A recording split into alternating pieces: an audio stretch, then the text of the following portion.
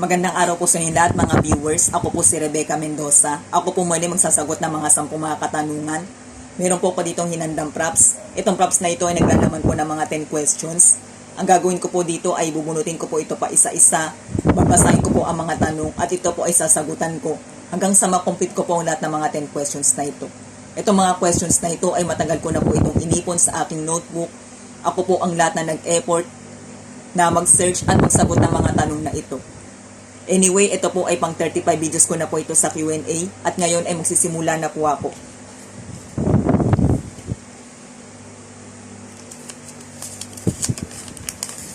Takot ka bang malaman ang iyong kahinaan?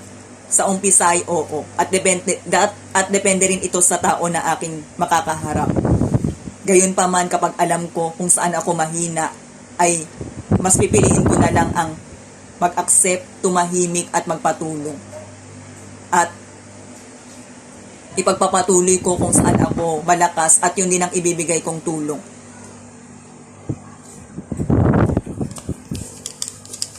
Kapag ba tayo ay obsessed sa kaninong tao o sa anumang bagay, ay nakakabuti ba ito?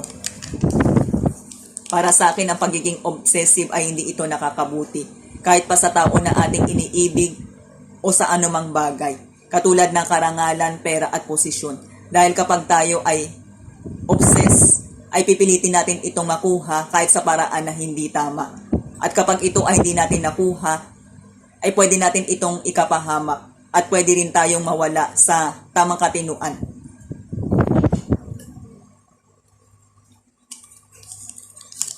Kailan ba masasabing ang isang tao ay may mature na kaisipan?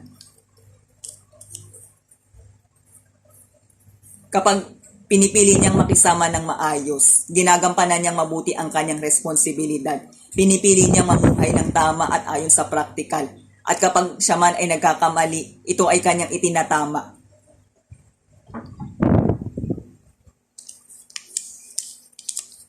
Saan matatagpuan ang tunay na kahulugan ng buhay? Kapag hinanap ko ang Diyos sa buhay ko at nakilala ko siya.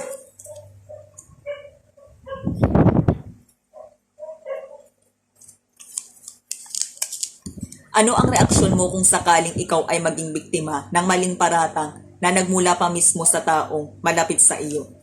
Ang una kong magiging reaksyon ay magtatampo, maiinis, magagalit. Pero sa kalaunan ay mas pipiliin ko pa rin naman ang magpatawad. Gusto mo bang yumaman ka ng bigla o yung yumaman ka ng paunti-unti? Kahit na anong ibinigay sa akin ng kapalaran. Ito ay patuloy kong iingatan, papahalagahan, at pasasalamatan. Dahil kung yumaman man ako ng paunti-unti o yumaman man ako ng bigla, ang importante pa rin naman dito ay yung yumaman ako. At higit sa lahat, ang pinakamagdadala dito ay kung paano ko ito iingatan, papahalagahan, papalaguin, at gagamitin para sa pagpapala. Does evil come from within? And if so, why? O naniniwala ka ba na ang kasamaan ay nagmumula sa puso? At kung ito yung pinaniniwalaan, ay bakit?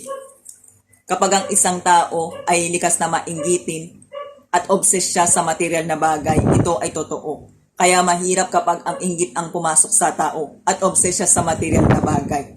Dahil kapag ang isang tao ay likas na mainggitin at siya ay obsessed sa material na bagay, ay posible na makagawa siya ng masama kahit sa pinakamatalik pa niyang kaibigan, pamilya, at para maputol ito ay kailangan hanapin ang Diyos. Tanggapin siya sa buhay, pairalin sa puso ang contentment, then importante rin na hanapin natin sa ating sarili kung ano ang ibinigay sa atin ng Diyos na kakayahan at talento. At dito tayo mag-focus at ito'y gamitin natin para sa pagpapala.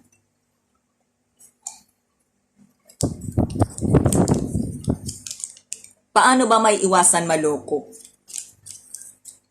Una ay para maiwasan natin ang maloko ay kailangan ay huwag tayong masyadong mapaghangad. At kung maghahangad man tayo o mangangarap ay dapat hanggang doon lang tayo sa pinakaabot ng ating makakaya at ito ay pagpursigihan natin. At pangatlo ay kailangan ay palagi tayo nakikinig ng balita. palagi tayo makikinig sa mga tao na nagbibigay sa atin ng mabuting payo. Para sa gayon ay nagkakaroon tayo ng awareness. At higit sa lahat ay palaging magdasal, humingi ng gabay sa Diyos.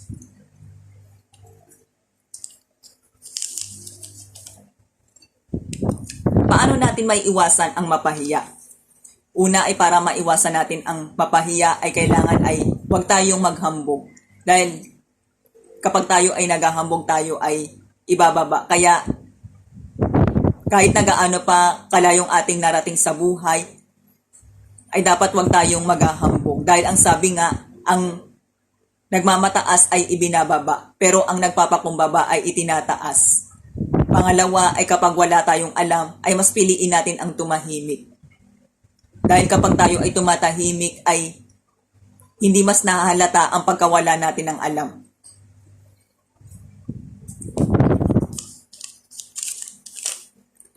Bakit gusto mong yumaman? Una, kaya ko gustong yumaman ay para mas mapabuti pa ang aming buhay. Pangalawa ay para mas makatulong ako sa mga tao na nangangailangan, lalo na sa mga tao na kapuspalad. Ibabahagi ko ang aking blessing na aking natanggap. At pangatlo ay sasabihin ko ang aking sekreto kung paano ko ito namithi. Sa makatuwid, i-encourage ko sila na magsikap para mamithi rin nila ito.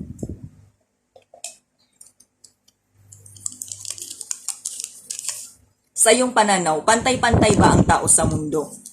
Sa mata ng tao o lipunan, tayo ay hindi pantay-pantay. Dahil isa nga sa problema na kinakaharap ng mundo ay inequality. Umiiral ito dahil sa pagpapairal ng discrimination.